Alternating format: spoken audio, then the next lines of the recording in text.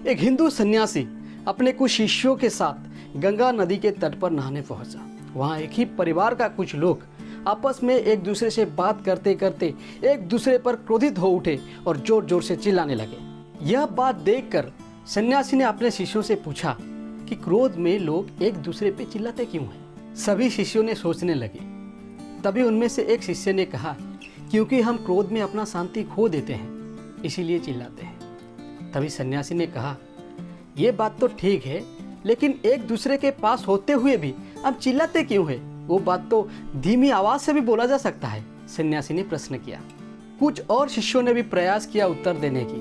तब सन्यासी ने समझाया, जब दो लोग आपस में नाराज होते हैं, उनका दिल एक दूसरे से बहुत दूर हो जाता है और उसी अवस्था में वो एक दूसरे से चिल्लाए बगैर नहीं सुन सकते और उनके बीच में क्रोध जितना ज़्यादा बढ़ेगा, उनको उतना ज़्यादा चिल्ला चिल्ला के कहना पड़ेगा। तभी जब किसी दो आदमी के बीच में झगड़ा होता है, वो चिल्ला चिल्ला के बात करते हैं। और आपने यह भी देखा होगा कि जब दो इंसान के बीच में बहुत ज़्यादा प्रेम होता है, वो एक दूसरे से बहुत धीमे बोल के भी अपना बात समझ लेते हैं। समझ लो कि वो दोनों के बीच में कुछ दूरियां है ही नहीं।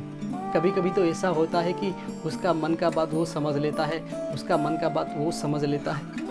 यानी प्यार जितना ज़्यादा बढ़ेगा, हम इतने धीमे बोल के भी एक दूसरे को समझा सकते हैं अपने दिल की बात। तो कहने का अर्थ ये स्पष्ट है कि जब दो इंसान के बीच में झगड़ा होता है, उनका दिलों का रिश्ता टूट जाता है, एक दूसरे से दूरियां बढ़ जाता है, तभी उनको चिल्ला चिल्ला के बात करना पड़ता है। इसीलिए हम भी हमेशा ये बात पर ध्यान रखना चाहिए कि हमारा शब्दों से किसी को इतना चोट ना पहुँचे, ठेस ना पहुँचे, जैसे कि उसके और हमारे बीच में धीरे धीरे दूरियां बढ़ने लगे। ये बात को हमेशा ध्यान रखना चाहिए, हमेशा मीठा बोलना चाहिए और अच्छा बोलना चाहिए और सबका शुभ चिंता भी करना चाहिए।